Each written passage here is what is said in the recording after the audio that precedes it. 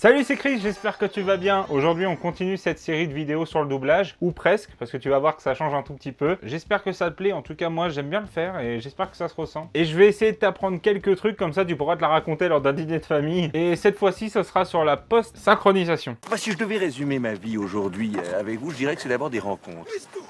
Des gens qui m'ont tendu la main peut-être à un moment où je ne pouvais pas, où j'étais seul chez moi. Hors sujet, mais je te prépare des recasts aux petits oignons avec peut-être des guests. Donc si tu veux être au courant, je te conseille de me suivre sur Instagram parce que tout se passe là-bas. Je dis ça, je dis rien. En tout cas, ça arrive vite. Bref, j'imagine que tu te poses cette question. Quelle est la différence entre le doublage et la post-synchronisation? C'est faux, je sais que tu t'en fous, mais fais semblant de t'intéresser. Non, en vrai, c'est intéressant. Continue de regarder la vidéo, tu vas voir. Je t'ai dit, tu vas prendre 2-3 petits trucs et enfin, si t'aimes le cinéma en général, pas forcément le doublage, ça va t'intéresser, j'en suis sûr. Tout d'abord, le doublage, j'ai déjà fait une vidéo dessus, donc je vais pas me répéter 1000 fois. Mais en gros, c'est une technique qui permet de remplacer la voix d'un acteur par une autre dans une autre langue. Mais ça, maintenant, tu connais, tu commences à avoir l'habitude. Et là, tu te demandes aussi, c'est quoi la post-synchronisation? Déjà, c'est que dans son nom, ça se ressemble un peu avec le doublage. Et si tu découpes le mot, on a post, qui fait référence directement à la post-production, tout ce qui se passe après le tournage, et synchronisation, car on assemble l'image et le son tout en respectant les labiales, tout comme le doublage. Eh bien, pas tout à fait en fait.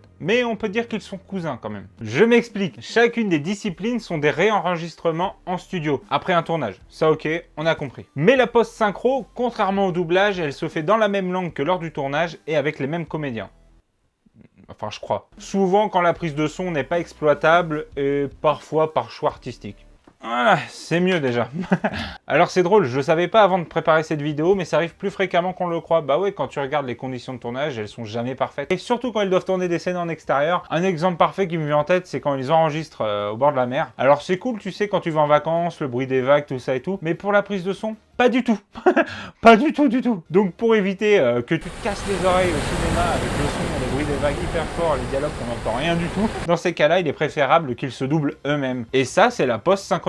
Donc tu vois la différence avec le doublage. Dès qu'il y a un petit truc à corriger, et parfois, des fois, c'est de dialogue, hein, des phrases à rajouter et tout. Quand le mec, il est hors champ et tout, il a pas, aucune phrase à dire. Et quand le réal au montage, il se dit oh non, ça le fait pas trop. Et ben ils arrivent, paf, post-synchronisation, ils rajoutent une phrase. Enfin voilà, ça arrive aussi. Aujourd'hui, malheureusement, dans cette vidéo, il n'y aura pas de comédien pour parler de son expérience en post-synchro. Après, pour les prochaines vidéos, je vais essayer d'en avoir, t'inquiète pas.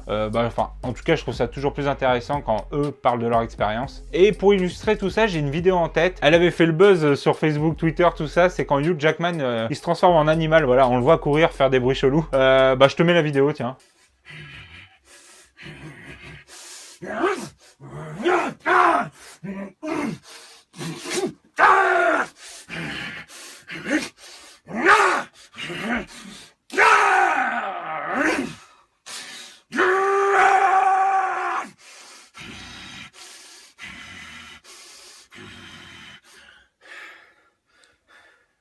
Alors voilà, c'était pour le film Logan, et en plus je crois que cette scène elle est 100% 3D, c'est un truc de ouf. Enfin, j'avais même pas remarqué au ciné, c'est incroyable. Mais ce sur sujet, on s'en fout. Et voilà, je pense que t'as compris ce que c'était la post-synchro. Voilà, c'est différent avec le doublage, mais ça se ressemble. Là, alors, je vais enchaîner 2-3 petites phrases sur les commentaires. Si t'as des questions, vas-y. Si t'es comédien que tu veux partager ton expérience, vas-y. Si t'as des idées de vidéos, vas-y. Si tu veux m'aider pour le référencement, vas-y. N'importe quoi. Merci d'avoir regardé cette vidéo. Si tu veux me soutenir, partage-la, c'est important. Abonne-toi et active la cloche pour ne rien louper. Surtout qu'il y a des gros projets qui arrivent et des vidéos surprises. Voilà, bref, j'en dis pas plus. Et moi, je te dis à la prochaine. Sayonara! Abonnez-vous à la chaîne de Chris.